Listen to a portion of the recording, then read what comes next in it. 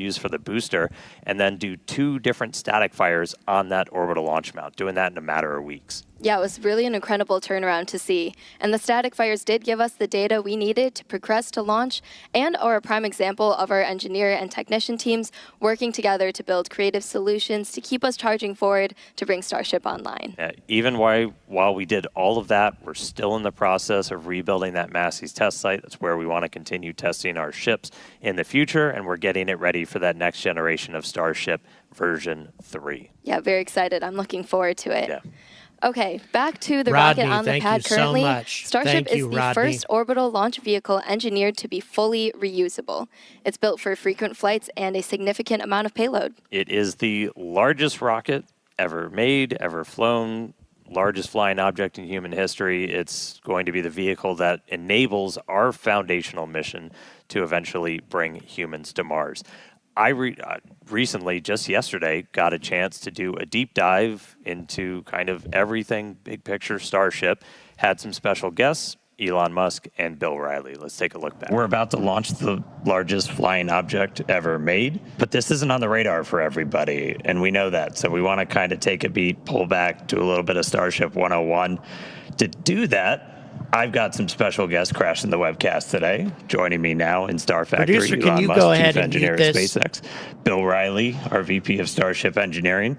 Folks, the reason I'm doing this is because this is a repeat of what Elon Musk had to say last night. We're just going to take, I'm sure a lot of you were with us before, so I don't necessarily want all of you to just go ahead and watch Elon say the same stuff over again. Instead, we can go ahead and cover things a little bit more fresh. However, for those of you who are wondering about that Nuke Mars t-shirt, for those of you who weren't here before, Elon has long believed that the idea of dropping nuclear weapons over the poles and melting all of the dry ice, the frozen carbon dioxide, and regular ice on the poles will create an artificial atmosphere or more atmospheric density than Mars has right now. There are much better ways to do that than using nuclear weapons.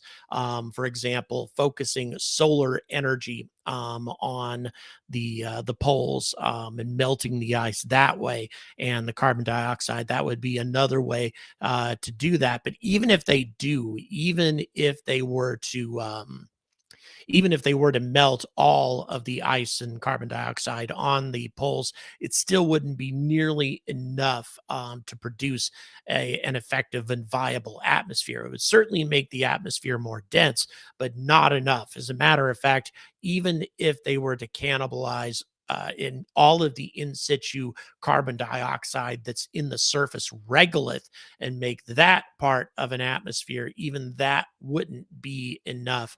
Terraforming is not an easy thing to do. It's something that's going to take a very long time. It's something that I think that Elon definitely would like to see happen, but it's definitely not going to happen in his lifetime, even if things go as fantastically as he hopes it will. There's no way that we have the technology to build an atmosphere for a planet within Elon's lifetime. I would say a couple of centuries or so in order to do something like that. Again, if you watch, for example, the famous science fiction series, The Expanse, I would say the timeline that the Martians are operating under there to be a little bit more realistic. If you working for the long term, working several generations into the future, might be able to do it. Hey, Farouk, glad you're joining us here tonight. Thank you very much. Again, Farouk from New York. It's one of my favorite cities in the world. So, of course, I always mention that every time he joins us here. Who else do we have? We had a lot of people checking in from a variety of places across the planet. Let's go ahead and see who these folks. Oh, first of all, what is a RUD? And again, there's a lot of folks who are joining us tonight who are more 3i Atlas fans, UFO folks, that sort of thing. People who aren't quite as familiar with rockets and the SpaceX culture as the rest of us. And by the way, if you are one of those people, thank you for joining us, because one of my biggest objectives is to get cross interest here, to get the people who are into 3i Atlas and UFOs, that sort of thing, interested in conventional spaceflight, get the conventional spaceflight folks interested in 3i Atlas and UFOs, because it's fascinating on both sides of the equation. So an RUD is rapid unscheduled disassembly. It's sort of a funny term that SpaceX uses, and it just means the rocket exploded. But RUD, rapid unscheduled disassembly, is what that means. So thank you very much, Soda. Really, really appreciate your support. Thanks very much. We have Ohio checking in tonight. Really, really appreciate that. Hello, Abe. Thank you so much. Really, really appreciate it. Hoping for a successful launch as well. Elon hasn't said a damn thing about 3i Atlas. I don't think he's particularly interested, to be honest. He's not much of an astronomy guy. He's more of a conventional spaceflight guy, very focused on what he's trying to accomplish in terms of getting humans to Mars. That is the thing that he would really, really like to accomplish before he dies. And I would say that it's going to be quite a struggle for him to accomplish that, because there's many things involved in getting humans to Mars outside of just the objective of taking humans there. I mean, you also, of course, have to build habitats for these humans. You have to grow food on Mars. You also have to find ways of generating energy. Solar power alone isn't going to do it, because Mars has these nasty dust storms that most planets in the solar system do not have. It's a unique planet in many ways. It has a very active weather system, and with that weather comes these dust storms that can blot out the sun, sometimes for longer than a year.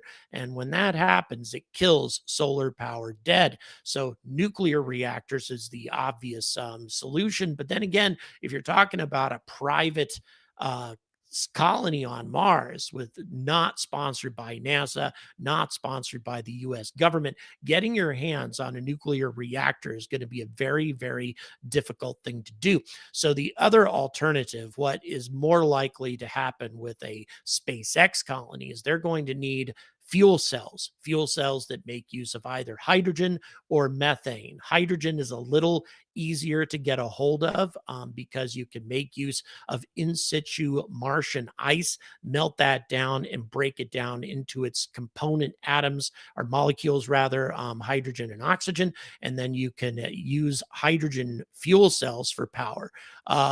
You would only want to use those for backup, not for your primary power source. Solar power is still the best way to go for primary. But as I say, when these dust storms happen, or if you need a little extra power at night, those sorts of things, then you're absolutely going to need that. Why are the Webb 3i Atlas photos so blurry? Well, believe it or not, as good as the James Webb telescope is, it was not actually designed to look for anything in the solar system. It's given us a few photographs of planets and such in the solar system, but it's an infrared telescope designed to look at very far away objects, especially exoplanets, very distant exoplanets. But in terms of providing crisp, high resolution photos of objects in the solar system, actually Hubble is much better for that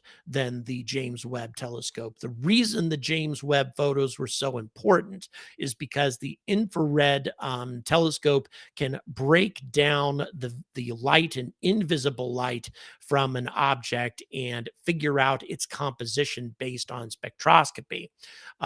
So that is actually what James Webb's primary function was, not necessarily to get much better high resolution images copies of 3i Atlas than Hubble could. Hubble's actually better for that sort of thing. Thank you very much. I really appreciate your support, Grits. Thank you. Thank you very much. So, and by the way, James Webb did give us some very useful information about 3i Atlas. Was able to detect a lot of different component molecules in the coma, although it can't get a clear vision of the nucleus of this object because the nucleus is hidden behind all of this dust. And so with all that dust and with the other gases, well, primarily carbon dioxide, that's the only major gas that was detected in large quantities. With all of that, it's hard to see the nucleus and therefore difficult to get composition of the nucleus.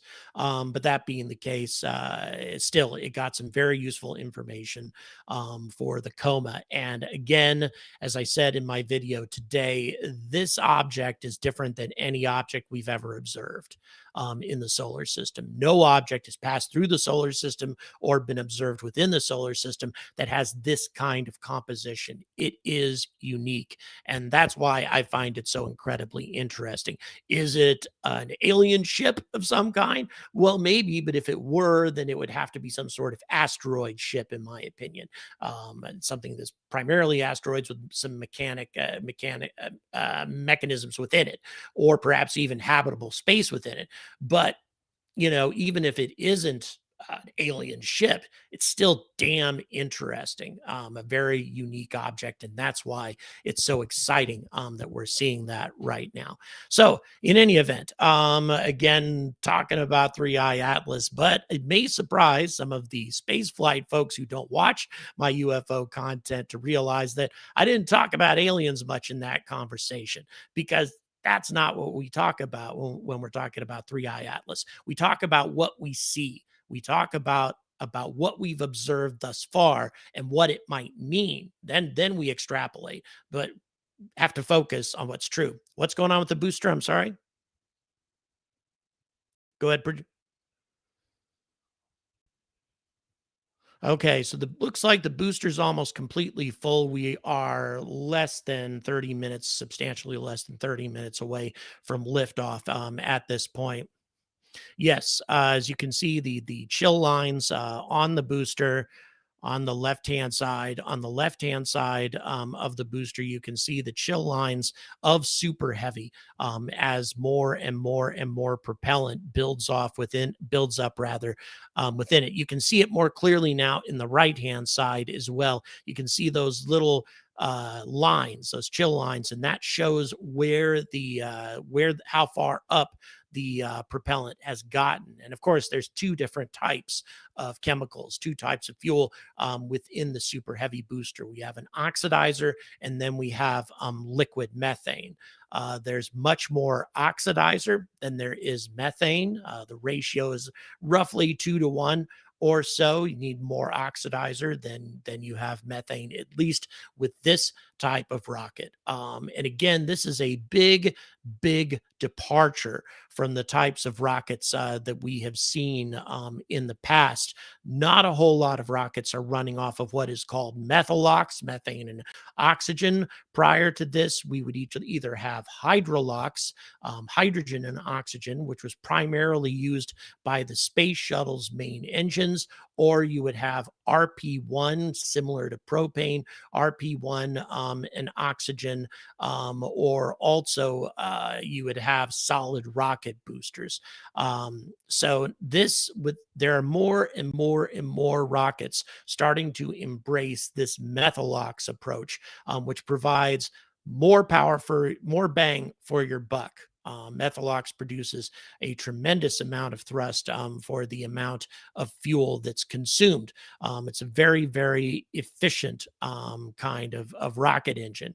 That being the case, though, it can be difficult to control. Methane has to be chilled to an extremely low temperature. Methane has a tendency to leak, and we've had lots and lots of methane leaks with Starship thus far. It's been a real challenge trying to keep this rocket functional without having leaks. And of course, when these leaks transpire, usually what happens after that is an RUD, rapid unscheduled disassembly, or an explosion rather. There's a question about Hale-Bopp. Yes, Hale-Bopp was a massive comet, as near as the current theories about 3I Atlas are right now. Hale-Bopp is roughly the same size, very, very big comet. Of course, one of the differences is that Hale-Bopp was a comet that is bound to our solar system, bound to the sun. So when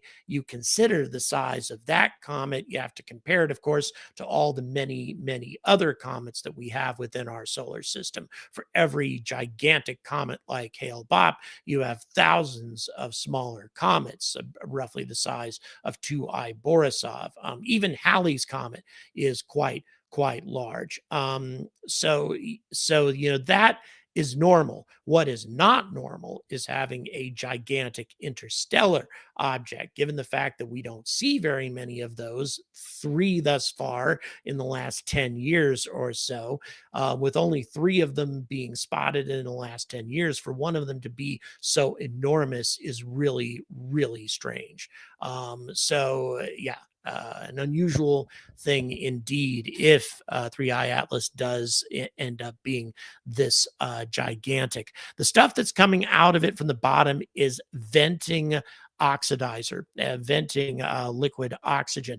There has to be some of that during the fueling process. Some of the excess LOX, as it is called, vents off. So you get this interesting, really cool fog effect at the bottom of just about any rocket, not just this one, but others. Of course, this rocket, it's especially spectacular because it's so stinking huge. I mean, it's just massive, massive, massive.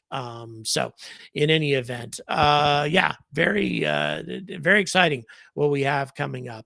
By the way, the reason that hydrolox is not used as often, hydrogen and oxygen, is because you don't actually get a lot of bang for your buck with hydrolox. Not a lot of thrust for the fuel burned. However, the positive side of hydrolox is you get a much longer burn, a much more sustained burn, usually 100 seconds longer than you get from a methalox engine or an RP1 liquid oxygen engine. And so therefore, oftentimes what most rocket companies do, launch providers, is they put the hydrolox engines on the second stage.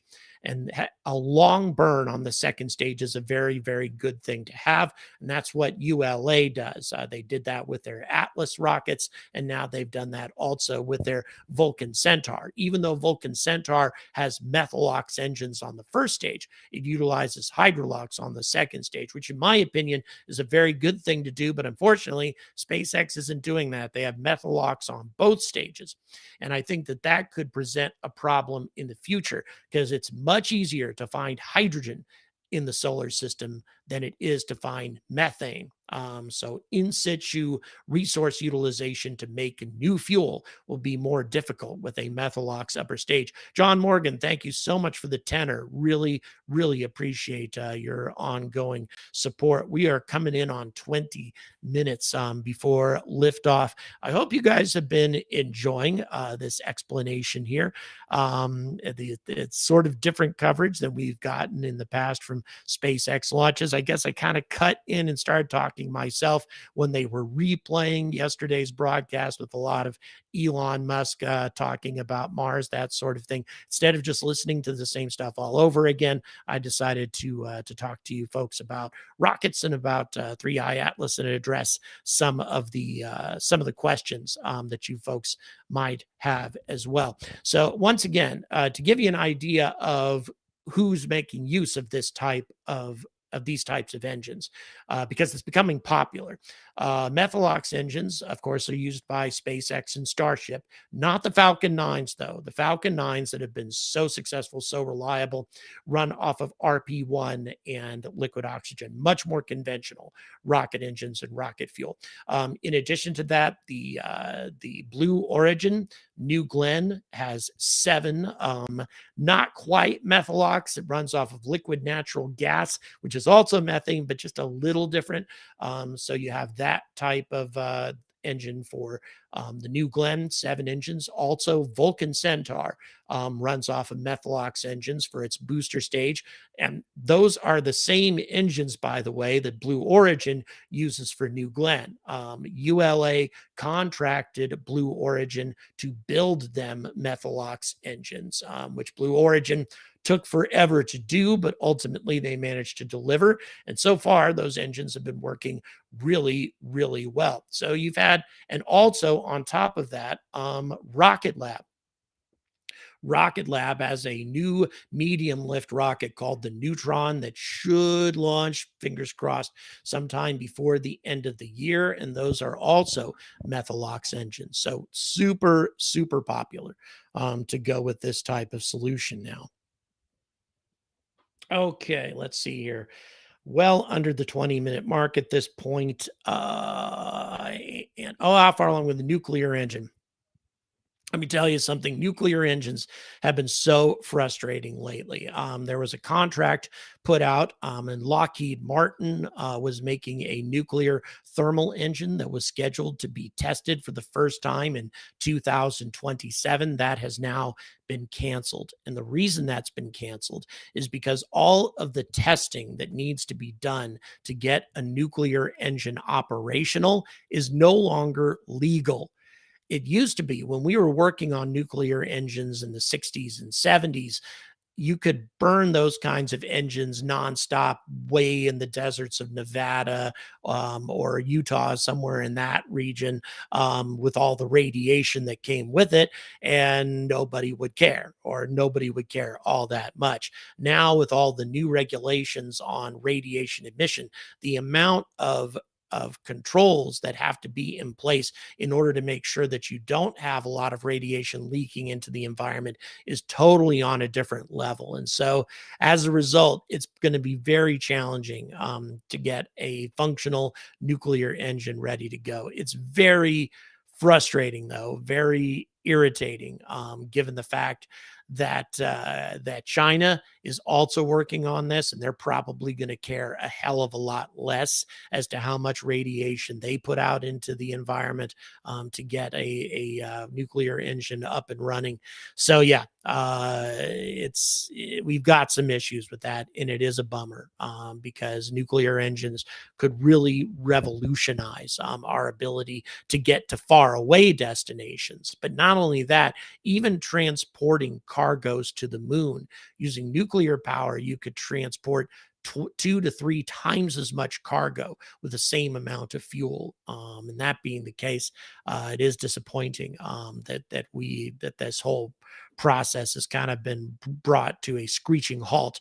But it's not totally shut down yet. There are other next generation propulsion systems that are being aggressively worked on. So we'll see what ends up happening. Boy, I'll tell you, we are counting down towards 15 minutes to go now.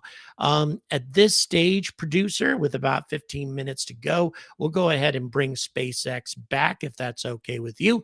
And let's go ahead and listen to SpaceX. Super crazy to think about. And the Super Heavy on the pad right now, which has 33 Raptor engines, is putting out as much power as about 64 747s. Yeah, it's, again, just a tremendous amount of power. World's largest flying object. It's crazy. And again, that was really cool to just go through that. I love to geek out as much as everybody else over all the nitty gritty, but always important to remember there's a lot of people that just don't know that all of this is happening. So it's cool to remind them, cool for everybody else out there to help us spread that word. All right. So right now we are 17 minutes, 12 seconds and counting until the 10th Starship flight test. While we do have a moment, though, let's check in over with Tyler Lionquist over in Hawthorne for the latest on Starlink. How's it going, Tyler? Thanks, Dan and Amanda. I'm Tyler Lionquist, and I'm a Starlink business analyst here at SpaceX.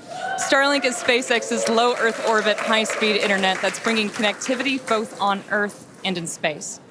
Now, for today's mission, Starship is outfitted with 4 Starlink terminals, allowing us to get live views of ship while in orbit and all the way down to splashdown in the Indian Ocean. Our Starlink satellites are built in Redmond, Washington, which is also where we monitor the health of the entire constellation. So let's take a quick look for more on Redmond.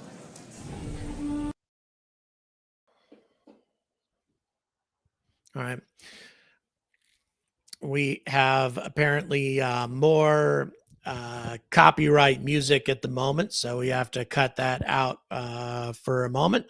So in any event, if we have any other questions, let me tell you a little bit about some of the other next generation propulsion that's being worked on right now, right here in the UK, in Milton Keynes, where I live.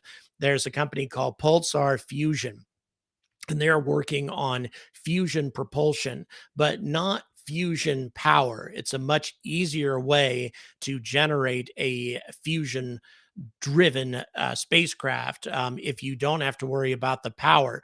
If all you have to do is create a fusion reaction creates ionized plasma. And then if you can control that ionized plasma with a electromagnetic field, you can then direct the plasma out the nozzle of a rocket with much, much greater efficiency and more power than a conventional rocket. We're talking 10 times the performance of a conventional rocket, allowing an Earth to Mars journey down to maybe 2 or 3 weeks instead of 6 months. A huge improvement in performance. And once again, that is a technology that's currently being worked on right here in the United Kingdom at a company called Pulsar Fusion. And I've been to their facilities a couple of times. They're doing some impressive stuff. They actually make ion engines right now.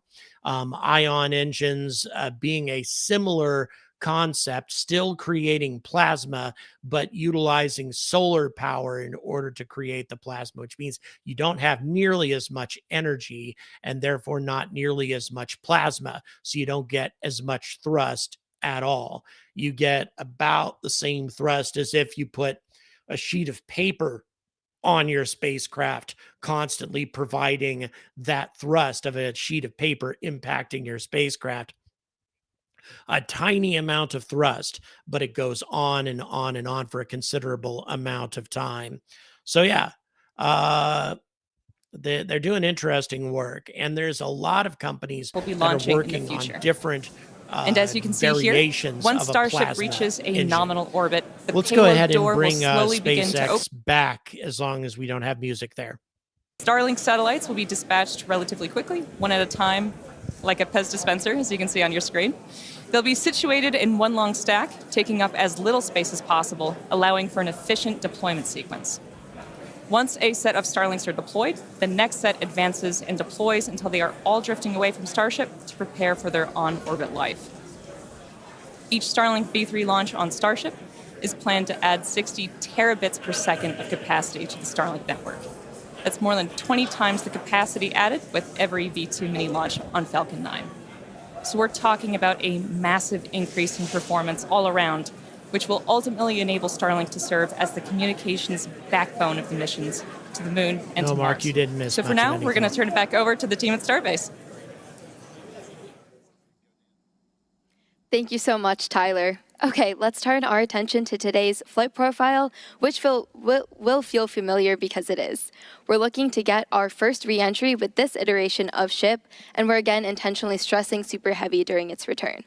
The next generation booster is on the horizon, so the objective is to push and learn all we can from this current version. All right, let's jump right in. As always, it's going to start with liftoff. Super Heavy ignites 33 engines lifting off from Starbase and ascending. It's going to power that ascent for about 2.5 minutes until we get to hot stage separation. Super Heavy shuts down all but 3 engines, deeply throttles the remaining ones, stage 2 lights its, and flies away. We have stage separation, a directional flip. It's going to descend. We're going to do some landing burn experiments and then do a splashdown in the Gulf. Meanwhile, ship continues on with its ascent burn, again reaching a planned suborbital trajectory. We'll attempt to deploy 8 Starlink simulator satellites and then head back for re-entry, where we'll be testing multiple experiments, including missing tiles, metallic tiles, and intentionally loading the vehicle's flaps. Ship will also attempt a flip maneuver, and if all goes as planned today, we'll conclude the test with a soft water splashdown in the Indian Ocean. So that's what we have on deck for Flight 10, which is just about 11 minutes, 40 seconds from launching. That's right. And so just a quick status check-in. So as you said, we're about 11 and a half minutes away. We have some good news. We got our latest range and weather status, and surprise, everything is looking green today. Thank so goodness. that's the biggest news that we were looking for. Again, weather is the main watch item for today, but we are green right now. We're not tracking any issues with the vehicle or ground systems, so we are looking pretty good for launch. We did all of our normal pre-flight checkouts with all the different vehicle and pad systems. At this very moment, we're almost done, or we're pretty far into our prop load on ship, and a little bit more to go on the booster. Yep, looking closely, it looks like we're nearly closed out on ship, like Dan said, about 70% of the way through on both methane and LOX on the booster side. We'll continue loading prop for a while. We'll close out at about T minus 30 minutes, 20 second on ship, and then 30 seconds later, we'll finish up loading prop on the booster. Yeah, so bottom line, a little over 10 minutes to go. Range is green, weather is green, vehicles looking healthy. We're looking good to launch right at the top of our window at 6:30 p.m. Central Time. Can't wait. All right, now let's quickly talk about Mars, since everything we do is part of our foundational mission to get to the red planet. Each Starship launch is to learn more and more about what's needed to make life multiplanetary and to improve ship to the point where it's taking millions of people to Mars. Yeah, we've shared the plan previously in the last couple of months. We're looking to start sending the very first Starships to Mars next year. These missions, not with Not people. gonna We're just looking happen. minimally viable landers, so let's just prove that we can get there. Sorry, and so guys. we're just going to focus on learning as much as possible, but looking at all of those different phases, you know, prop load, prop transfer on orbit, sending stuff out to Mars, doing the transit, doing the entry, and just doing a landing. And in our next window, around 2028 to 2029, we're going to attempt to land the initial infrastructure and start delivering more equipment as well, while evaluating available resources on the red planet. And we will also have Optimus on board for the ride, who is designed to do the initial heavy lifting. Well, looks like we're doing some flap checkouts real quick on the ship as we are coming up on 9 minutes. Back to Mars, though, as those wrap up by about 2030, 2031, we'll continue to increase the payload per ship, build out more infrastructure out there on Mars's surface, start to mine some of those resources, set up some propellant generation plants, build up some fuel and some oxidizer to send Starships back from Mars. By the time we get all the way to 2033, we're looking to double the amount of payload we're sending with each ship as we get closer and closer to building a self-sustaining presence on the red planet. Yeah, definitely lots Thank of you, exciting Dwarven. missions ahead Thank of you us. so And these much. are going to Really be appreciate crucial it. to setting up what we'll need for humans to eventually inhabit the planet. And we won't be doing this alone. The Italian Space Agency and SpaceX recently signed a first-of-its-kind agreement to carry Italian experiments on the first Starship missions to deliver customer payloads to Mars. So these payloads will include a plant growth experiment, a weather monitoring station, and also a radiation sensor to gather scientific data during Starship's approximately 6-month interplanetary coast phase from Earth to Mars, and also on the Martian surface. It's a really exciting mission, makes showing up for work really fun for us.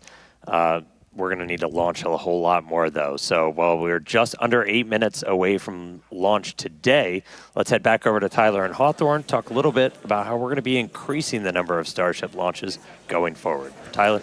Thank you, Dan and Amanda. So to put it plainly, in order to launch more Starships, we need to build more launch pads. And that's exactly what we're doing at Space Launch Complex Thank you 37 so much, QRP at Cape Canaveral Delta. Space Force Thank Station you in so Florida. much. Now, Pad 37 has a storied history, most recently with the Delta IV rocket and for the missions for the U.S. government. And prior to that, the pad supported critical development for the Apollo lunar program in the 1960s. And we are honored to have the opportunity to continue making spaceflight history at Pad 37 with Starship. But first, we need to optimize the pad. So earlier this year, we started dismantling some of the existing infrastructure to prep the site for Starship operations. This will include up to 76 launches a year, with up to 152 landings at that location for Super Heavy and for Starship. And to support this flight rate, we plan on building 2 launch pads. Each will have 1 tower that can support launch Mike, and thank landing, you so much. plus Totally deflector agree. systems, Science launch is mounts, very fun. and water deluge systems. This will also include a propellant farm that will produce propellant on site and serve both launch pads. So there is a lot of work in progress, but Pad 37 is only one part of our plan for Starship operations in Florida. A few miles away from Pad 37 at Kennedy Space Center, our 380-foot-tall vertical integration facility called Gigabay is under construction. Once complete next year, Gigabay will be capable of housing multiple Starships simultaneously for rapid assembly and integration. And meanwhile, at Launch Complex 39A, we're building Starship's infrastructure to support up to 44 launches and up to 88 landings a year, independent of operations at Pad 37.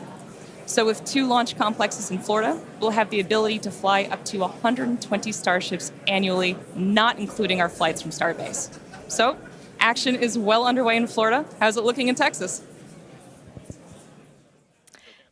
Thanks, Tyler. Things are continuing to look good for launch here in Texas, so getting pretty close here with just under 6 minutes left.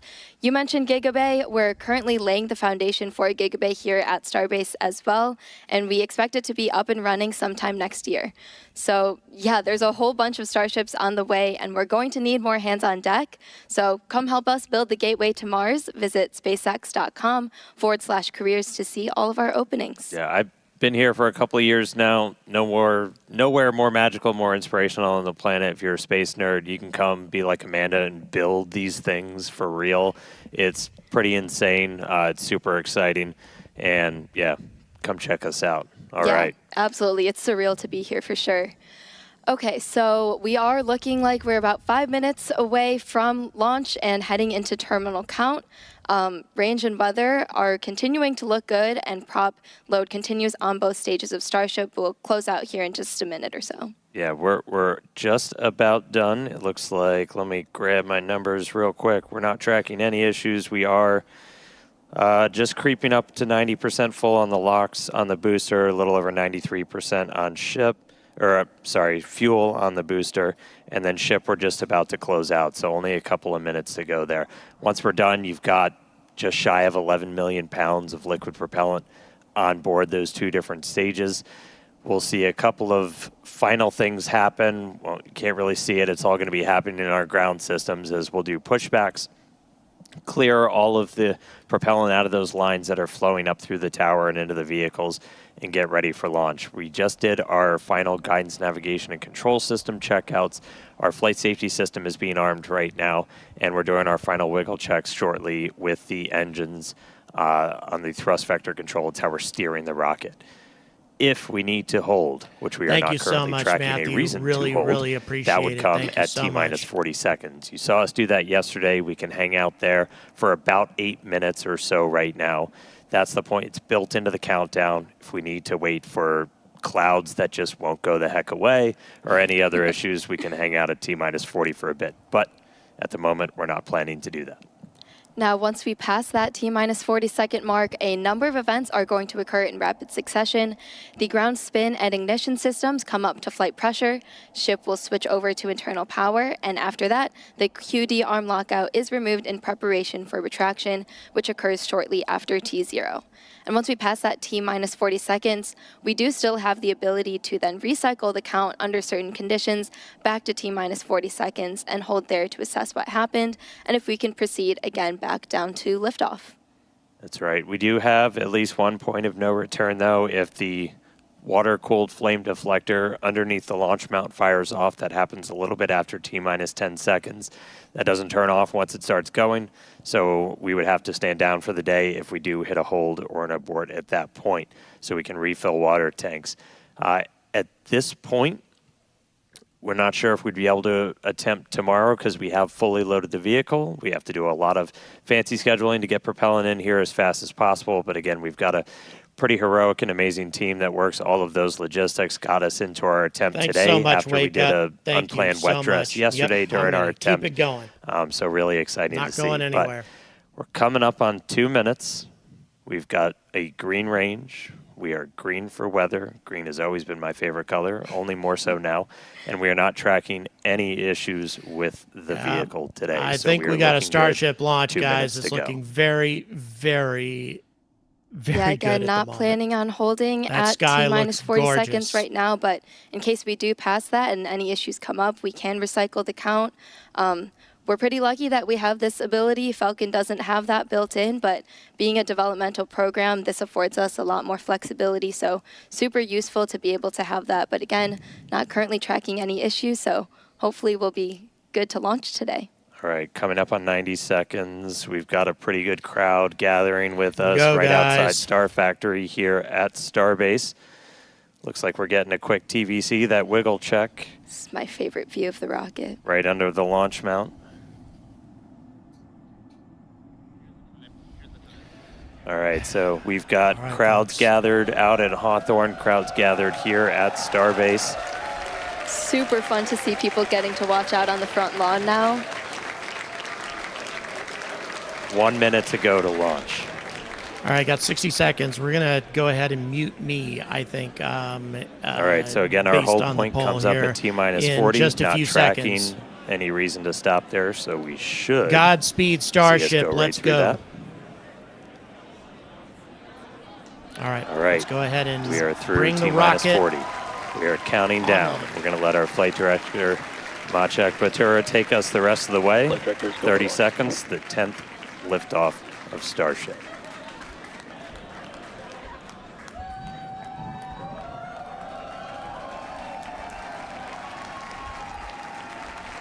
T minus 15. T minus 10. 9. 8. 7. 6. 5. 4. 3. 2. 1.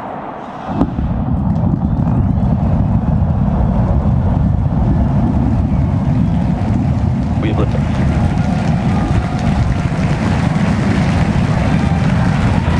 Vehicle pitching downrange.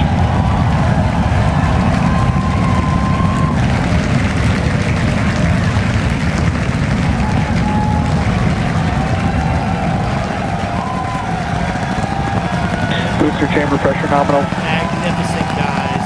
Magnificent. Oh, my God.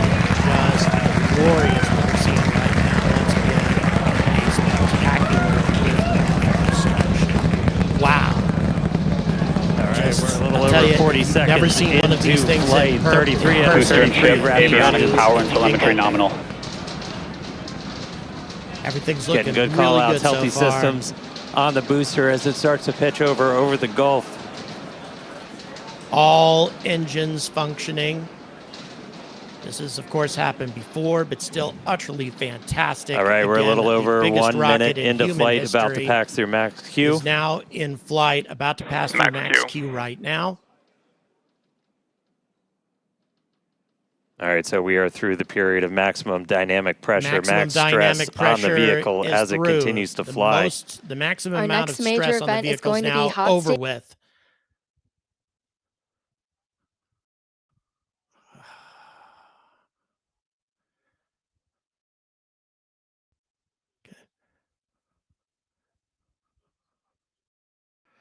Operates from the super. All right. Very soon, we're going to have that separation. We're going to have a super heavy separation.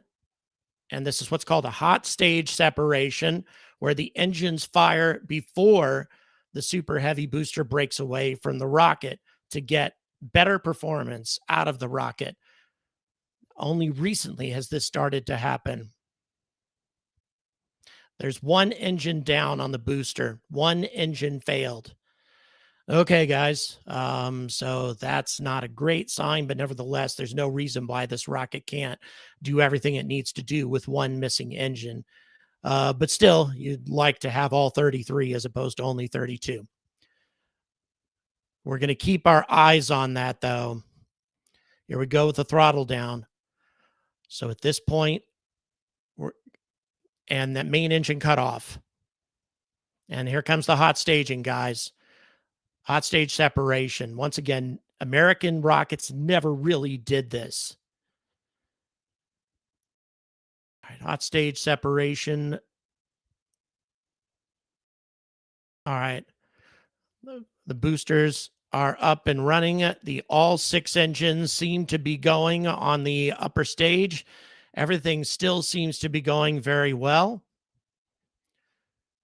Here, as we can tell thus far, things are looking very good. That was a spectacular hot stage separation.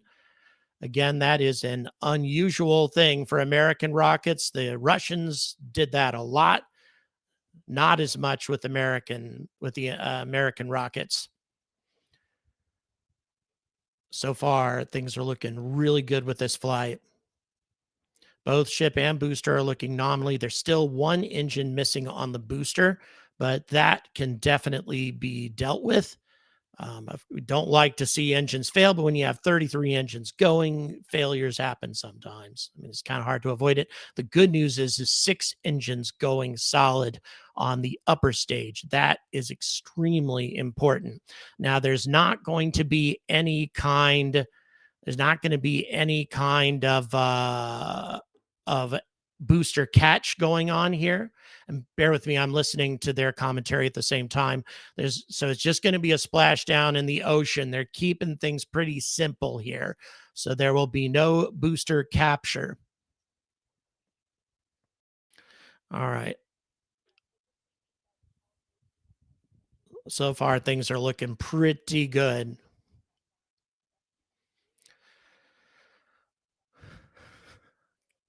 So on the left-hand side, for those of you not that familiar with how this works, is the super heavy booster as it's maneuvering its way back towards the shoreline. Although it won't reach it, it's going to do a soft splashdown. There's going to be a soft splashdown in the Gulf. I just call it the Gulf so I don't piss anybody off. And then the upper stage is on the right-hand side, of course, and things looking really good on both sides thus far. All 6 engines still functioning properly on the upper stage. Let's see. They're going to try to light up 13 engines for the return burn. And once again, unfortunately, no capture. You can also see on the left-hand side of your screen the little the hot stage separation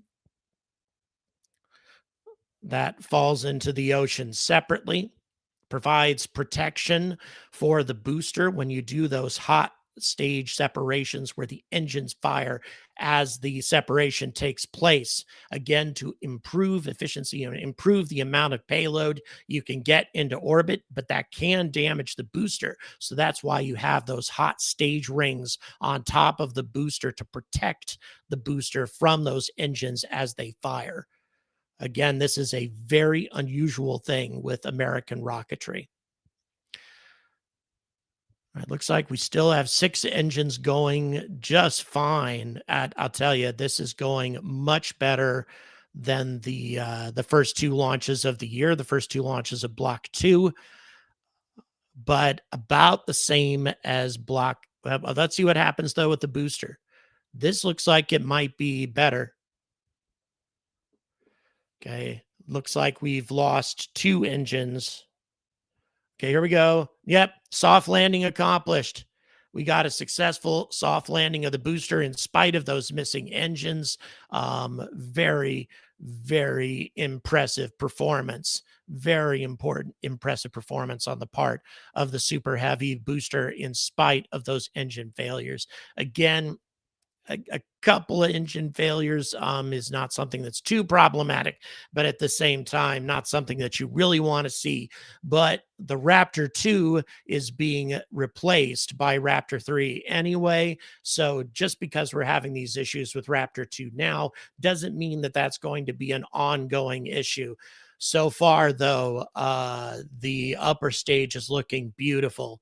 Really, really beautiful. So far, no evidence that anything is going wrong with Starship as it's following its trajectory in suborbital flight over the Earth. What a glorious view.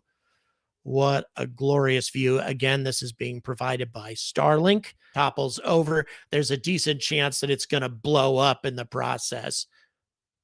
I'm sorry. Go ahead, producer.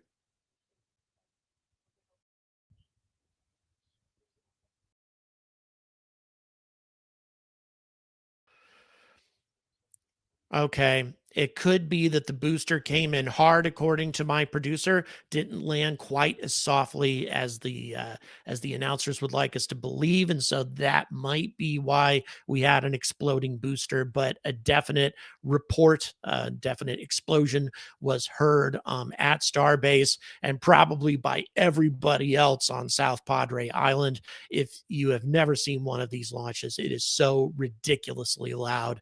My God, it is the loudest experience I've ever gone through. Okay, I don't know if we're seeing leakage from these engines or not. I don't think so. Okay, we have second engine cutoff at this point. We have second engine cut off at this point. Again, I am very, very inclined to be paranoid about these sorts of things, given how many failures we've had up to this point. But so far, this is looking pretty damn good. All right. We're looking here. Yeah. So far, it is looking decent. I don't think that yeah, I'm thinking that and again the shifting that you saw earlier, that was just Starship moving into the proper position that was planned. So we don't have to worry about that. And now Starship is going to attempt to deploy dummy Starlink satellites. If it can do this, this will be the first time in the history of the Starship program that this thing has managed to deploy a payload in space. If they manage to pull this off, that will be an incredible, incredible accomplishment. So we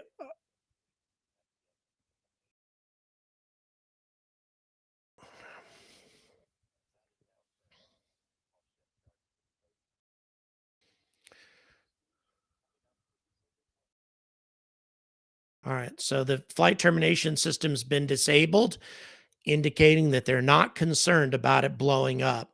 This is looking like a pretty promising flight.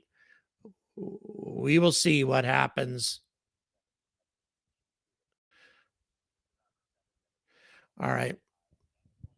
In 7 minutes, we're going to have the deployment of the Starlink dummy satellites. Again, if they can pull that off, it will be an incredible accomplishment, because this will be the first time, as I mentioned before, that Starship has been able to deploy a payload in space. They're also going to light up an engine in orbit, a Raptor engine in orbit for maneuvering purposes, just to test to see what the capabilities are, in order to deorbit the spacecraft if necessary.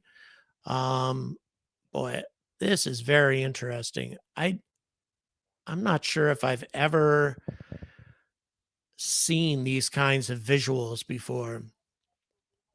These are really spectacular. Very, very beautiful. So far, so good. Sue, we shouldn't have any plasma at this point. The engines aren't burning, so I don't think we should have any plasma.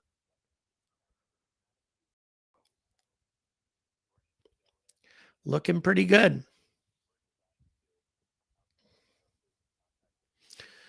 Okay.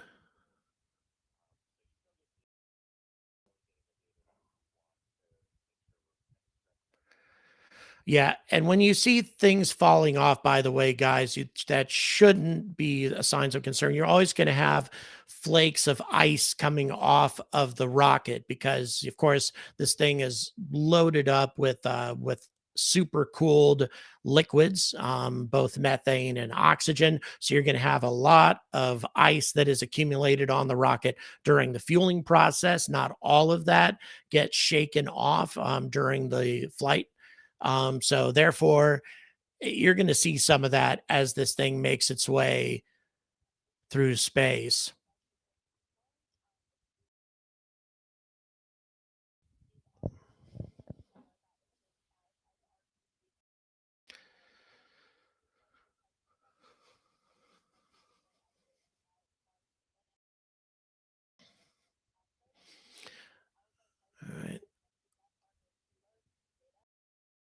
So far, I'm still liking it. But again, it's hard to say what's going to happen until we see it happening. And of course, you can see the dummy satellites and the PEZ dispenser deployment, PEZ dispenser system for the dummy satellites. Let's see if they pull this off. If they do, it will be a huge accomplishment.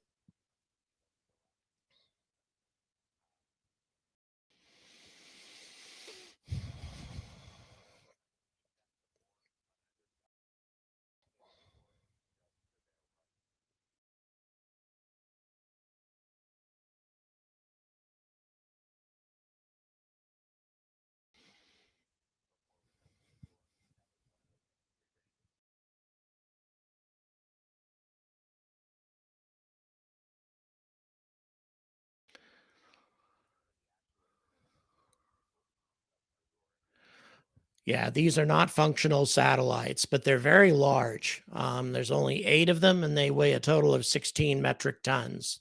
That includes the deployment system, though.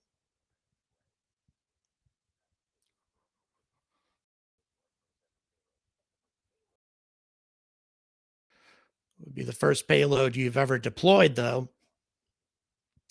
So let's see if they pull this off here, guys. If they do, this will be a significant step forward in the Starship development program.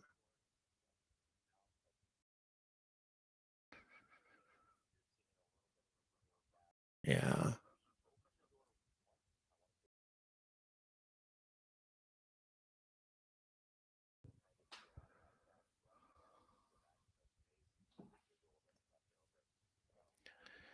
Yeah, all of this gas that you're seeing is nothing unusual. Residual liquid oxygen, methane, liquid oxygen primarily. Methane is invisible.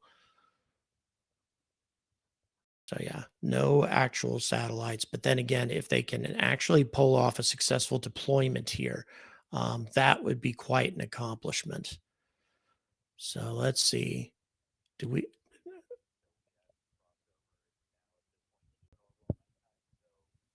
All right.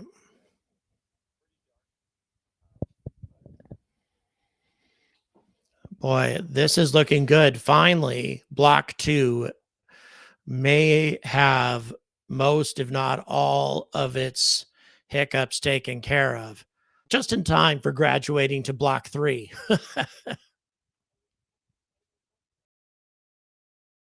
right, guys, we're gonna see if this works out. Payload doors, by the way, is a weird thing in rocketry. Usually, you have fairings separate rather than having a door open. But since Starship's reusable, doesn't have a fairing that separates and flies away. Although the Rocket Lab Neutron is going to have a fairing that opens up like a clamshell and then closes, which is ingenious. I think that is a great solution for keep saving your fairing. Okay. We're still not getting any Okay, so we're getting ready for deployment of payload. And if things are this good that they feel comfortable. Okay, what's up with the door?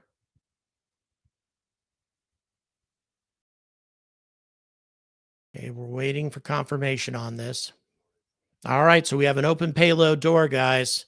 So now it just has to go shooting right out. That's all we need.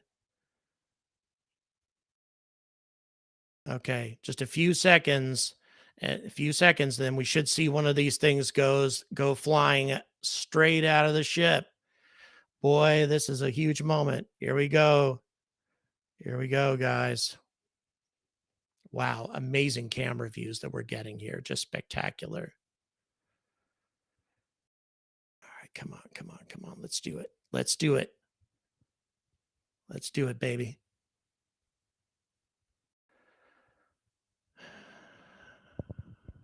Let's go. All right, here we go. Come on. Come on.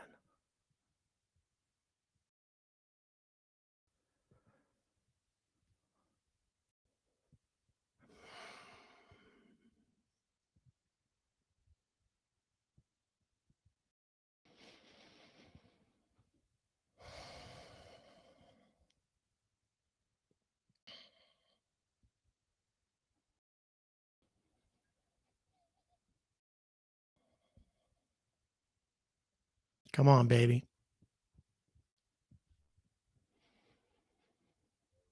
All right.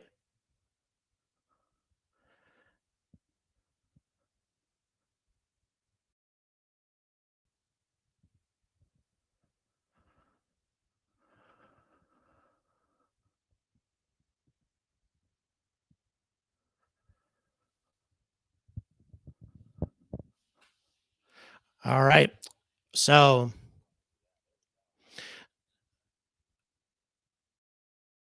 it looks kind of ugly, but that seems to be working. Yep. So history has been made, guys.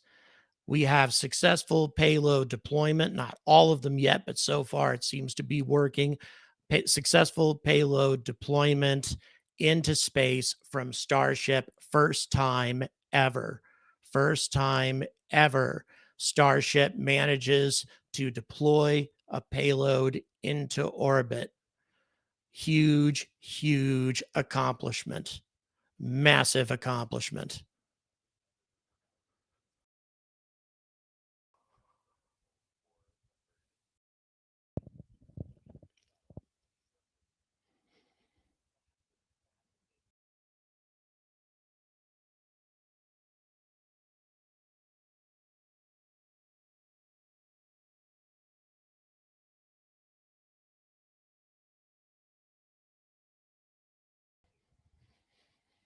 Yeah, this is a very, very big moment, guys. A very big moment. These are dummy versions of the much bigger Starlink satellites. And if they can manage, if they can start deploying these things regularly, get a constellation of these things up, it will substantially improve the capacity of the Starlink network. A huge, huge accomplishment. And these things are just going and going and going.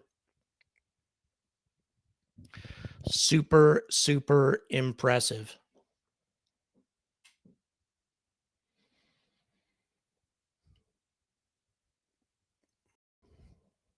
So far, so good. I mean, the fact that they have managed to successfully deploy a payload into space, in no matter what it is just a huge, huge accomplishment. Very impressive. Like I say, I mean, it's about time. Yeah, unfortunately, this is block 2, and so we're going to be graduating to a new version of Starship, here very shortly. But still, this is a fantastic swan song for version 2, for block 2, given how many frustrating failures this rocket has had to successfully deploy a payload into orbit finally after all of these frustrations. On today, August the 25th, at least in US time or Central Time. Just a huge, huge moment for the Starship development program. It's about time that we have this happening. Just fantastic.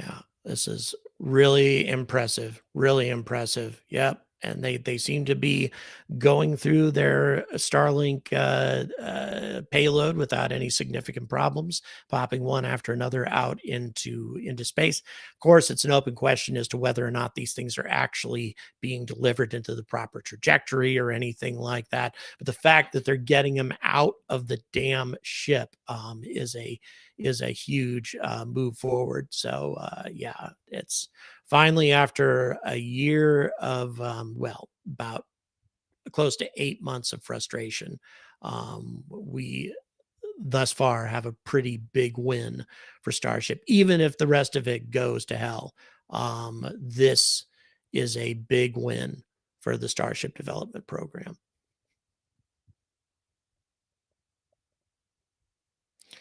Still watching these things deploy very slowly, one one a minute approximately. Then once we get to that point, then Starship will continue its suborbital trajectory for about another 20 minutes or so, pointing its heat shield. Okay. Might be a little more than 20 minutes, actually.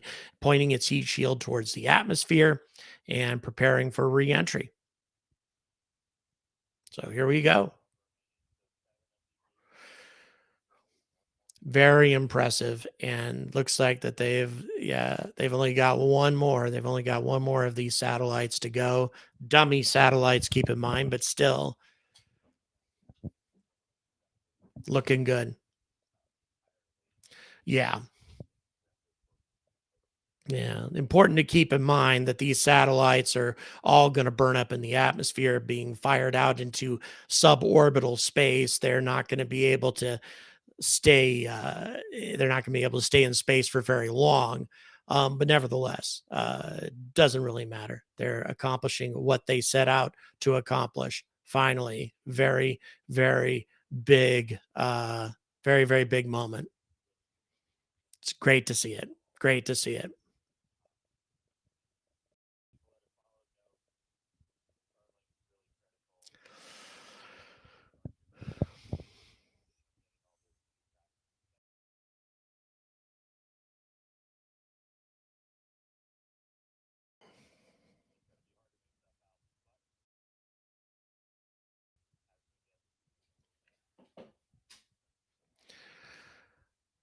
So there we go, guys.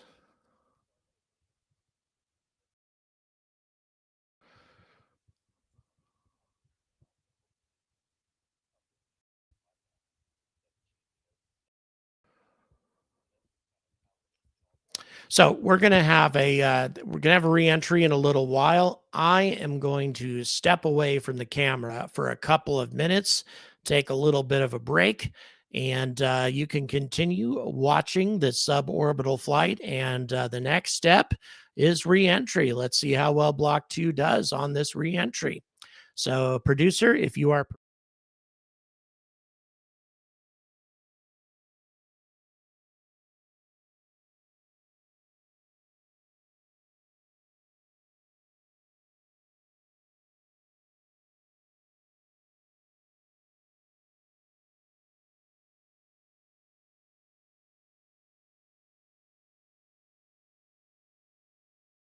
whom had never had connectivity before. Today, Starlink serves more than 150 countries, territories, and other markets with over 6 million active customers and counting. To meet the growing global demand for high-speed internet, SpaceX expanded its factory in Bastrop, Texas, and also introduced Starlink Mini, as well as an upgraded version of the Starlink Standard kit. All right, now with payload deploy complete, pew, pew, pew, Starship is now going to close its payload bay door and continue to coast towards Earth, around Earth, towards the Indian Ocean. Sorry, I'm really excited today. We are in space, people. Still a lot of major events to come, though. We are looking to relight one of those Raptor engines at about 37 minutes, 33 seconds into the flight, followed by atmospheric entry, hell of a light show, and splashdown. So we're going to go on a quick break, take a quick coast, sit back, enjoy the views. A little bit dark now, but they'll get better soon. A couple of space jams. We'll be back in just a few minutes for that Raptor relight and then re-entry. See you soon.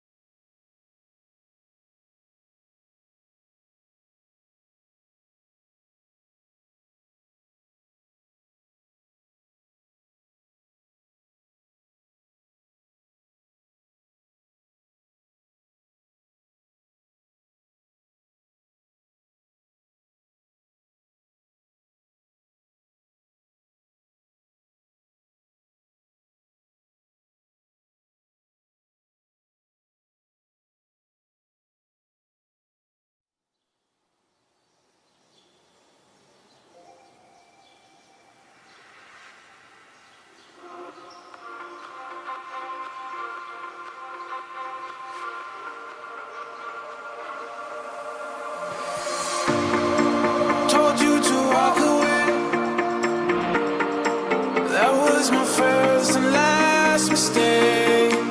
I'm blue without your face. But what can I do?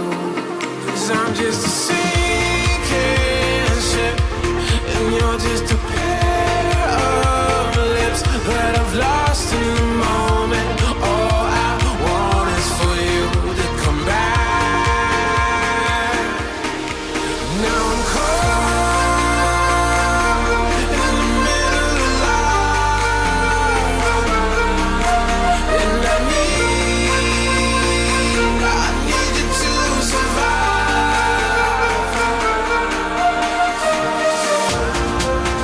Whoa.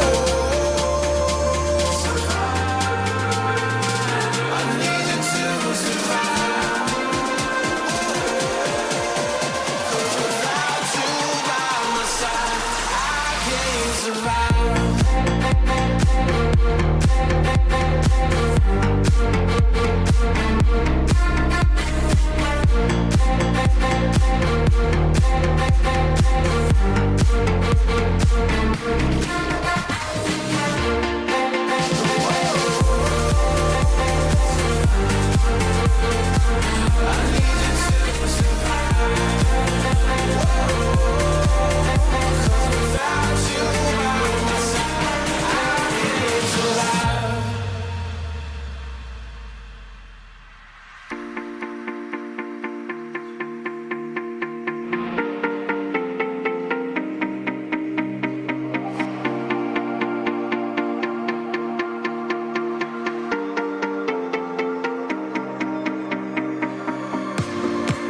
And this can be the end.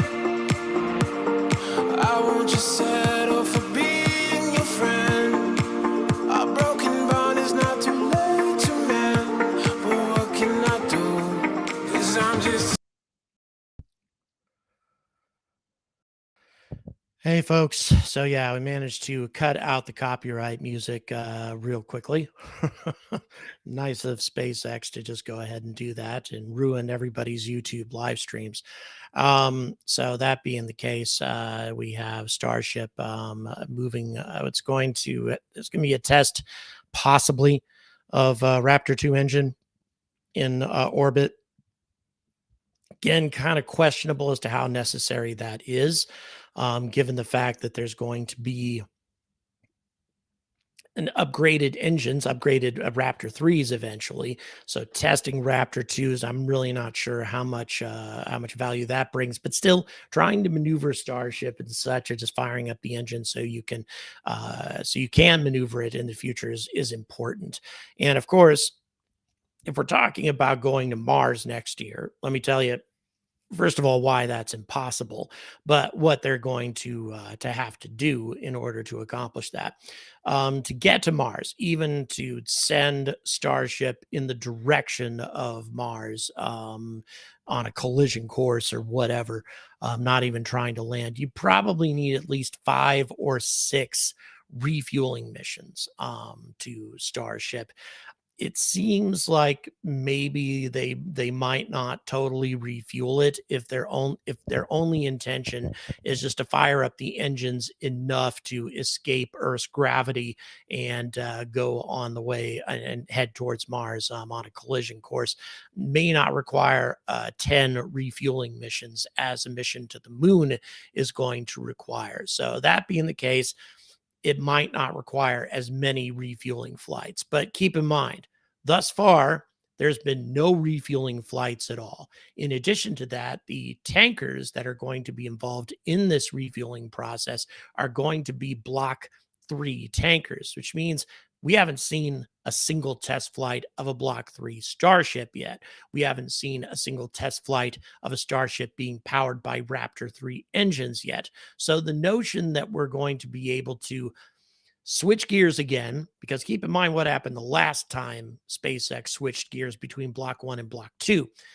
Switching gears from Block 2 to Block 3 is almost certainly going to take some settling in and mastering the process of operating Block 3 Starship in space before they even think about trying to do refueling missions. Then what will need to be done is A fuel depot Starship probably will need to be deployed into orbit, and that will be the Starship that holds the methane and oxidizer for the Mars bound Starship. And keep in mind, every time you put fuel into a fuel depot, especially stuff like methane and the liquid oxygen, although hydrogen is the worst, that stuff's going to start bleeding off into space. The only way to avoid that is if your propellant depot also has a lot of insulation, a sun shield to keep sunlight off of your propellant depot, and then finally an active cooling system. If you have all three of those things, then you might be able to get the bleed off down to close to 0%. Again, that's a big if, because this sort of stuff has only ever been done in the laboratory. But still, you have to get that depot up there. And then the depot, assuming that you're only going to do a slow speed trajectory to Mars, maybe 5 or 6 refueling, something along those lines. So 5 or 6 tanker Starships will need to fly to orbit, dock with the depot, fill it up, and then the ship that's heading to Mars will dock with that depot. All of the methane and oxidizer will be transferred into the Mars-bound Starship, and then that Starship heads to Mars. The notion that SpaceX is going to be able to get from where they are now to the ability to master low Earth orbit refueling well enough to do 6 of these things in rapid succession in only 1 year is just delusional. Sorry. It's just delusional. We've seen how long it's taken just to get to the point to where, we're getting Starship into space and deploying a payload, let alone anything else. Let's go ahead and bring the SpaceX commentators back. Single Raptor engine. That should be coming up in just a little under a minute. We're going to be lighting just one of those Raptor sea levels in the middle there. This is not a deorbit burn. It's a demonstration of what we'll have to do for deorbit burns, but we've done this once before. This is something we're really going to have to do when we're doing orbital missions, so it's a pretty critical test. We are just a couple seconds away.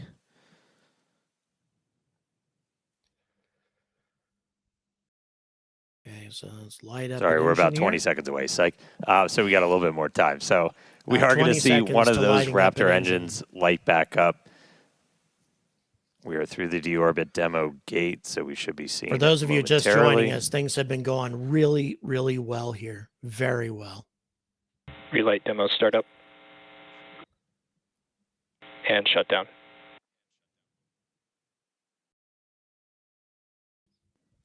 Yep. All right, looks like we confirmed the relight of one of those center Raptor Thanks engines. so much for the second time we've done that. super exciting. And, huge congrats to the team on this milestone. Very exciting to see. That was a cool light show. Yeah, I get to do a mini version here. So again, that's going to be really critical for when we're doing deorbit burns. Like as you're going through, which if you don't have one of these, my God, they're so much fun. That was neat. But like you're able to actually like light. They've done it once before, but still, that was impressive. Not set my co-host on fire. And that's what we'll eventually do to, break out of orbit, come back down to Earth. So really cool to see one of those engines light back up again in space. That was our last in-space thing.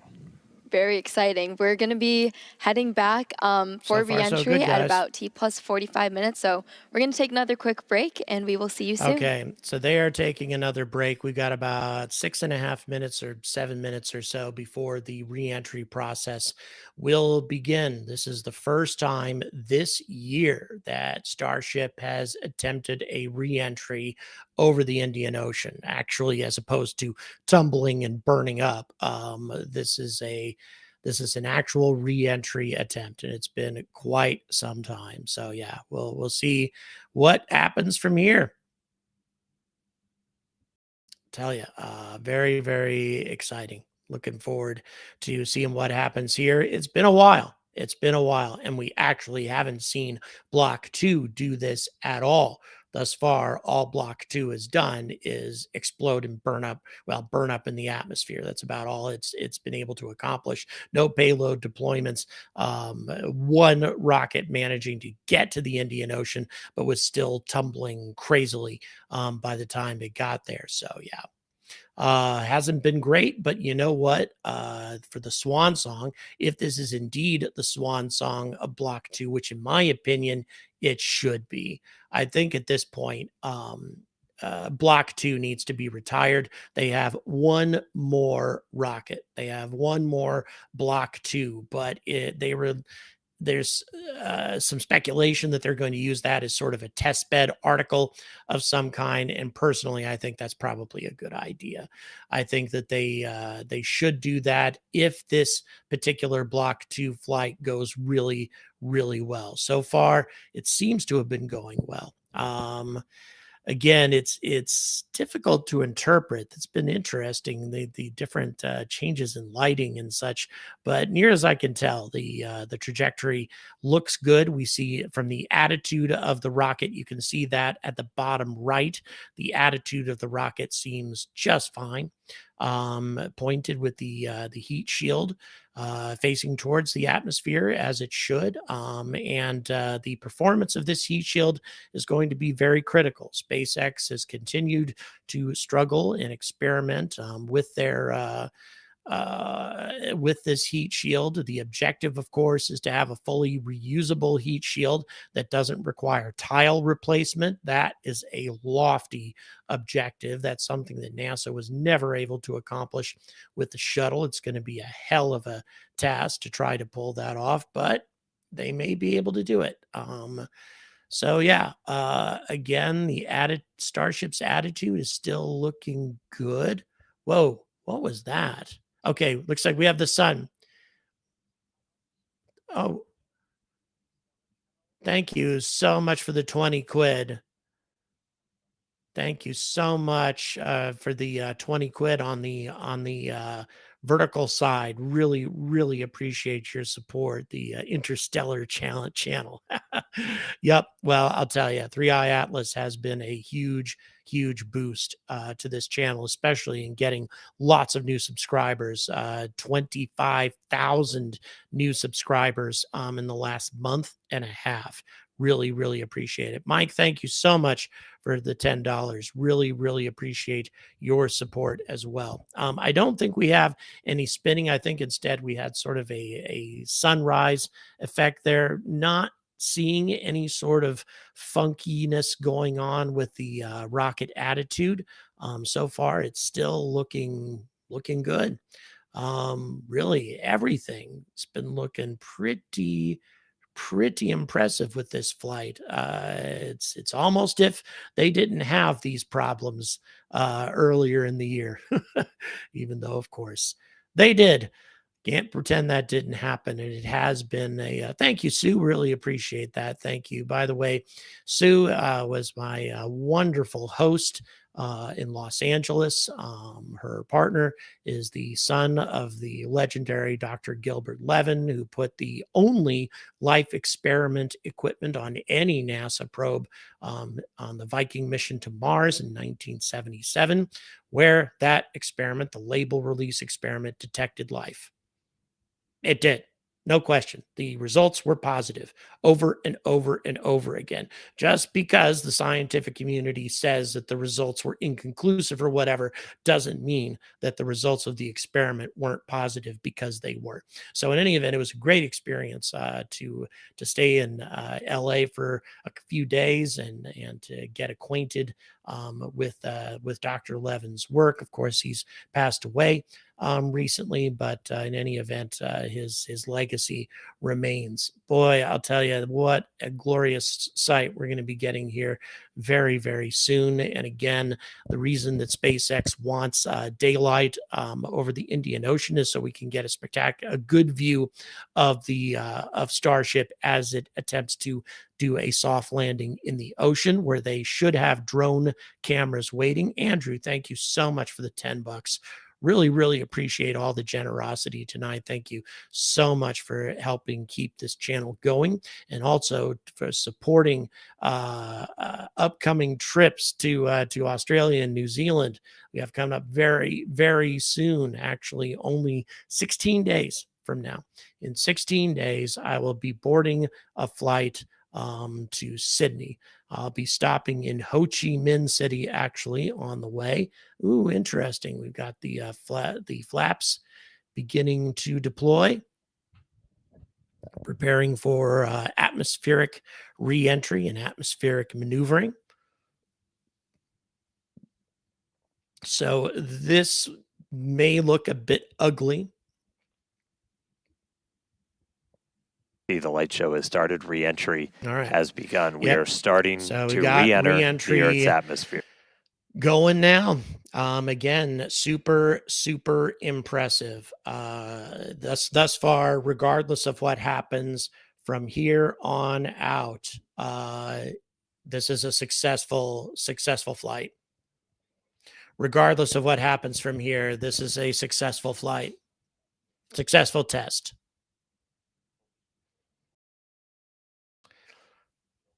Yeah, the booster tried to set down in the ocean and seemed to have impacted a bit hard, probably because they were bringing in on a steep trajectory. That's what they do with those ocean landings. So it seems to have hit the ocean a bit hard and exploded. There's a loud report heard at Starbase. So in any event, thank you, TC. Really, really appreciate your support with the $50, Australia.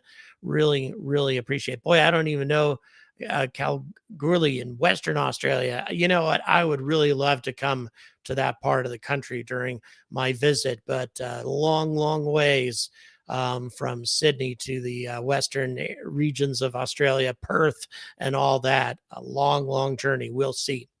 All I can say is we'll see. I would love to see the country from coast to coast. So yeah, reentry is of course begun. The heat shield seems turned towards the atmosphere properly. I'm telling you, this is looking pretty damn good. Very impressive. It appears that for the most part, they have ironed out the bugs with Block 2 just in time to retire it and to graduate to Block 3. But hey, it is what it is. Okay. Whoa, whoa. What just happened? Okay. What just happened? What just happened there? We just had a complete disintegration of an engine, it looks like. And now this thing is going to, an explosion like that is going to be difficult to correct for. Wow, that was weird. I've never seen anything like that. That was very strange. Yeah, that was odd because we don't have engines firing up or anything like that.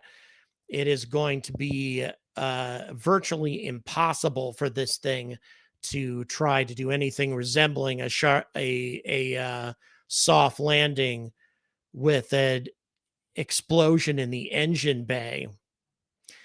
Damn it. So it's going to be a little bit more difficult to call this thing a total success. That is something that's going to make it. You don't want to have explosions in the engine bay. Ugh. And the commentators aren't even talking about it. The commentators aren't even discussing it. I mean, honestly, I can't even believe I saw that. That was really weird. Again, strange that happened with the engines not operating, without the propulsion system even in operation. To have an explosion in the engine bay like that is very bizarre. Once again, disappointing that, okay, we're looking here to see what might have transpired. I mean, there's a lot of debris. Not sure what happened with all that, but I can't imagine that we don't have some leaking going on. It is so bizarre that they are not mentioning this at all, that they aren't saying a damn thing about what just happened. Okay. Okay.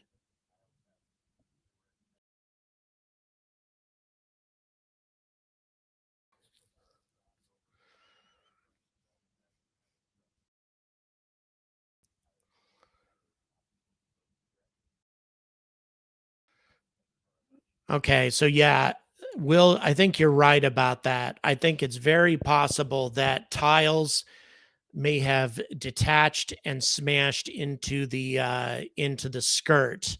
Rather than there being an explosion in the engine bay, we instead have what may have been tile impacting on the engine skirt. Again, that's a lot of damage for a tile. It seems like a bigger chunk of the rocket may have come away than that, but we'll see. That was very strange. We're just going to have to see exactly what. Okay, so an outer Raptor did explode. Is that correct, producer?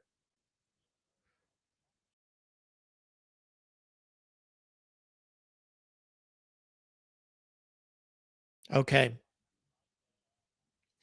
All right. So we do have one, at least the engine bell or something along those lines of a Raptor engine is gone. Does appear to be an engine explosion of some kind. It's going to be super problematic to light up these engines now, assuming that Starship even gets to that point. As you can see, these flaps are looking kind of ugly at this point. You're starting to have plasma build up on the edges of those flaps. You also have, as you can see, some missing tiles, that sort of thing. So we'll see what ends up happening. They are putting this thing through its paces. So yeah, there's that looks like a piece of insulation that's flapping around more than anything else.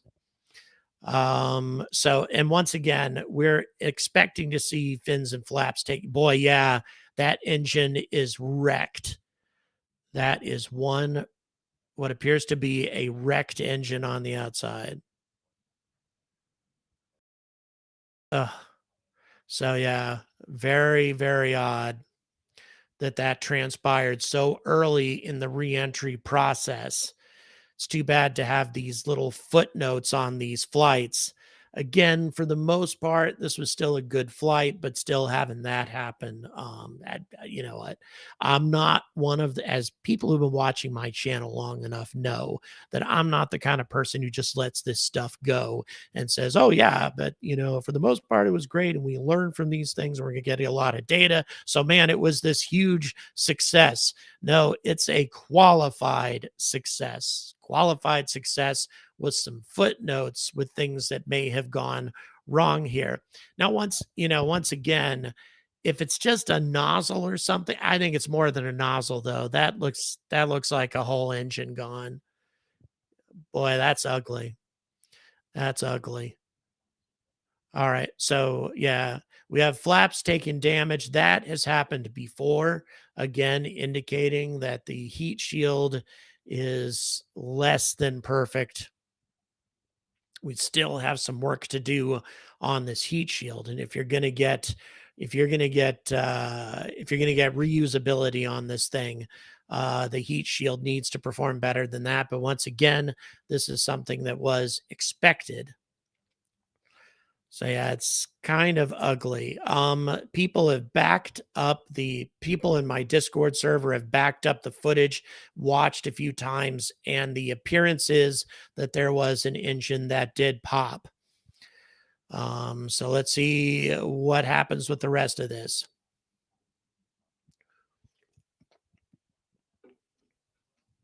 Okay.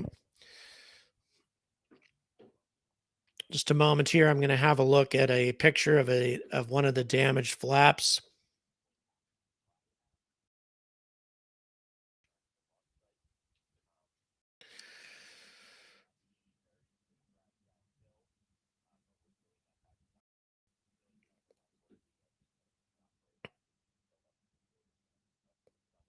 Yeah, the flaps are definitely taking a beating, but that wouldn't be the first time that that's happened.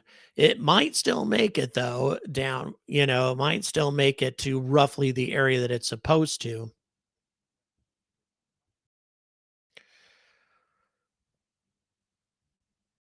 Yeah, let's have a look. Yeah, that's kind of grim. I tell you. All right. So heading in, boy, just a glorious view. And that view is going to get more and more beautiful. As depending on how much of it we can see with all the plasma here. But the heat shield, for the most part, seems to, at least on the bottom, seems to be holding up. Surviving. But yeah, this rocket's taking a beating.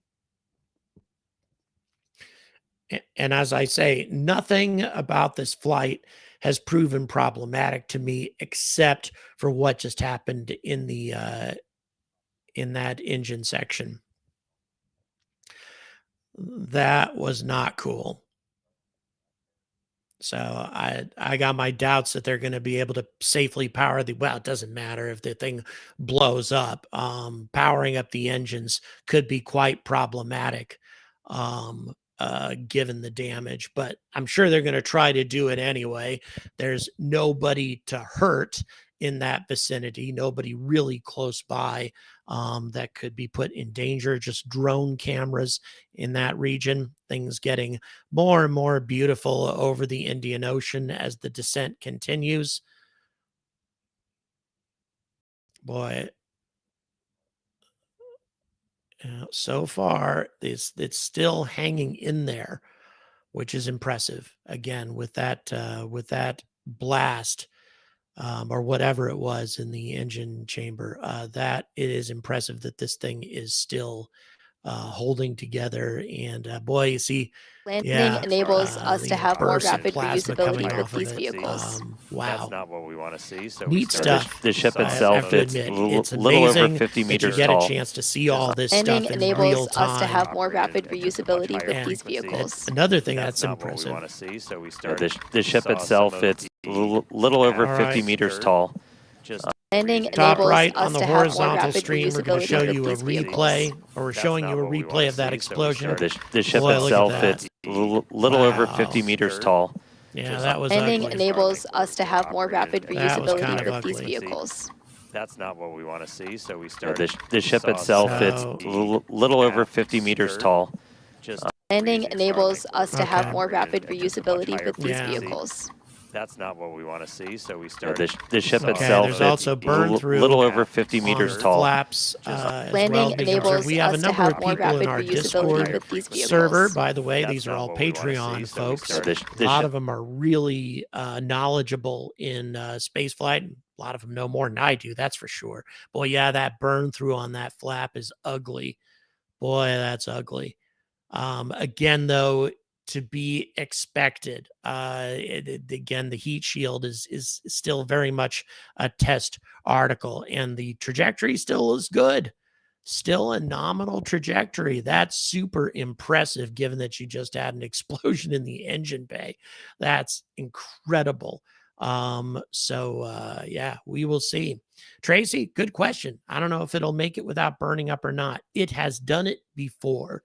Now, granted, it was nobody knows what kind of shape it was in, probably in pretty grim shape by the time it actually did get down to the ocean for the Block 1s that actually made it. This is the first Block 2 attempting a re-entry. And again, as you can see, the burn through on the flaps are quite ugly, but then again, not nearly as bad as the burn through that we have seen on other re-entries, believe it or not. For those of you who are wow, that was interesting. Okay, here we go. So we've gotten past peak heating, I think, at this point. I would say that this rocket might have a chance of making it. Yeah, it's only at 48 kilometers in altitude. Yeah.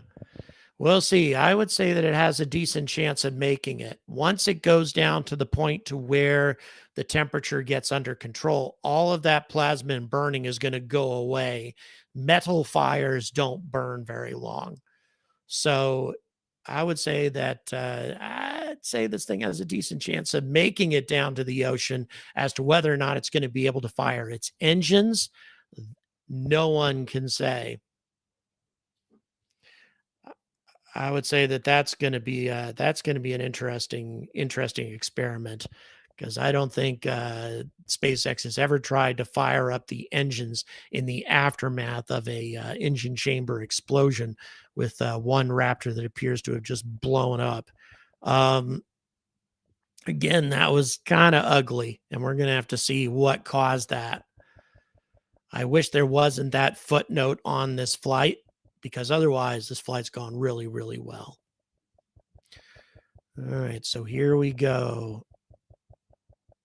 So boy, we have a huge crowd with us right now. Really appreciate you being here. Right now, just over 40 kilometers in altitude. These flaps are working overtime, trying to keep this rocket in the right attitude and under control. Boy, I tell you, oh boy, look at them go. These flaps are working overtime, trying to maintain the correct attitude. I would say this rocket is really struggling to keep the correct attitude, but fortunately, its speed has dropped down so much that it's not going to have any real heating problems anymore, not much anyway. So down to less than 40 kilometers now. Things, again, looking promising, but we will see. We could see a spectacular explosion as this thing attempts to set down and they fire up those engines. We'll see. It's maybe not. But again, with an engine explosion in the engine housing and the skirt and everything, I don't know. So yeah, good point. A vacuum thruster did blow up as opposed to a so they're not going to be using the vacuum thruster part. But again, boy, it's hard to imagine that the entire propulsion system didn't take at least some damage from what just happened there. So we will see how well it operates. So far, the booster did not land okay, Anton. It hit the water a little hard, and there was an RUD.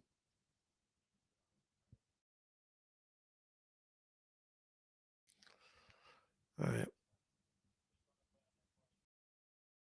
Yeah, it was okay. Producer also told me that the booster was on fire on the way down. I'm going to be interested to see what happened there. I did not know that, actually. The report is, producer, where are you getting that from, or did you watch it yourself? No, it's fine. Rodney, thank you so much. I appreciate your support. Okay, I'm looking at the footage now of the booster coming down. The report is that it was on fire. Let's see if that's what actually happened. Or, of course, I'm sure it did. The producer knows what he's talking about here.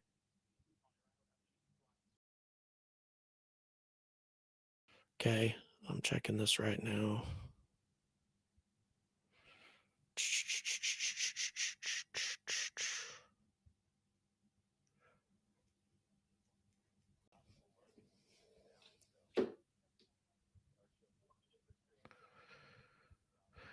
Okay, so now looking really good. I would say that there's a decent chance that this thing is going to make it.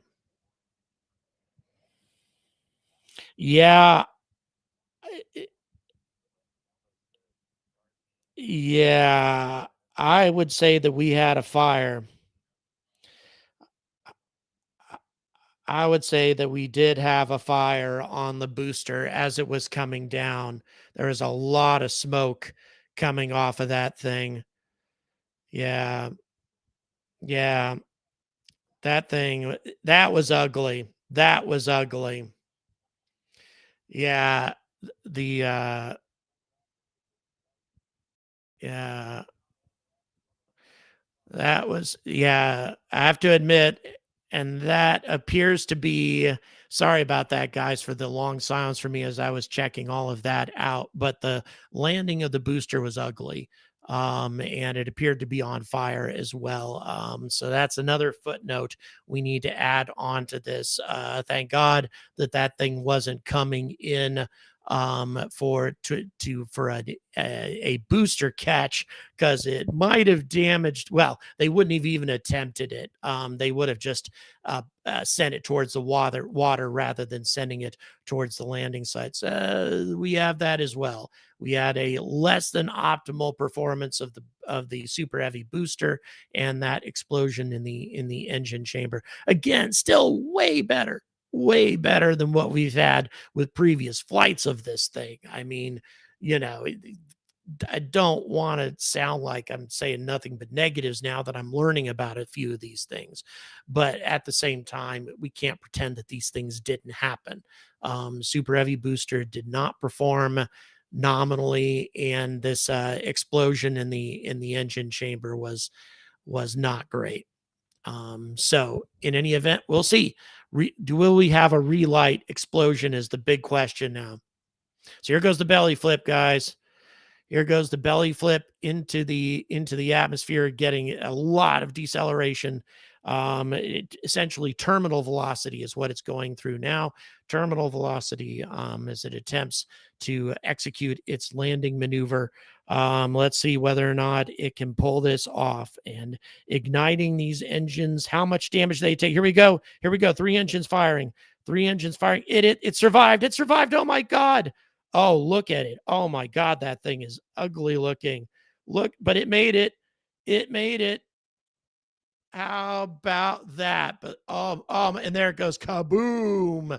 Big explosion there. Big, spectacular blast. Oh my God.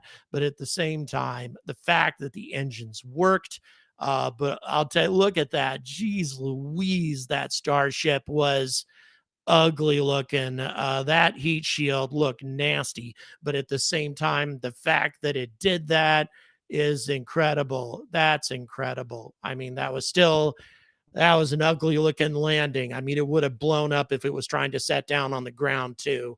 But at the same time, it's great that it made it that far, because this is so much better.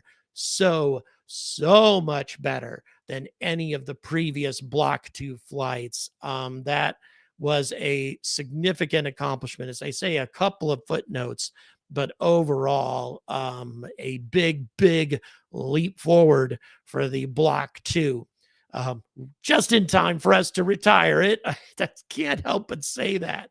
But at the same time, the fact that they did it indicates that they can move forward with these projects no matter how flawed they appear to be. And Block 2 definitely had lots of flaws, but they pulled it off. Super impressive in that regard. So congratulations to SpaceX for everything they did accomplish. Let's go ahead and pull away from SpaceX at this point, producer, so we can go ahead and close for the evening. Once again, guys, congratulations to SpaceX. Definitely a lot of positives. The biggest positive to keep in mind, guys, was a successful payload deployment. Even though we've had these issues with the booster landing rough and the engine chamber explosion, the Starship itself and its heat shield looking really ugly as it came in, looked like it took a lot of damage coming down. But all of that being said, the fact that it successfully deployed a payload, what if this were, for example, an SLS rocket? The SLS would have lost everything. The SLS would have, as a disposable rocket and an expendable rocket, would have expended everything on it, with the exception of, assuming that it was a human-rated mission, the Orion would have to be reused. And of course, the Orion's heat shield survived way better than the heat shield we saw today. But still, other than that, if you're calling Starship a giant expendable rocket, it succeeded in its task tonight. It succeeded in deploying a payload, into space. And that was it's something that Starship has never done before now. And that's something that we can't take away from SpaceX, an impressive accomplishment in that regard. I'll be getting you guys an analysis of this flight in the coming days. BJ Turon, thank you so much for that super chat at the last second. Thank you very much, everybody, for your super chats that have come in. Really, really do appreciate it. Thanks again for joining us today. Once again, congratulations, SpaceX. And until next time, folks, stay angry about space.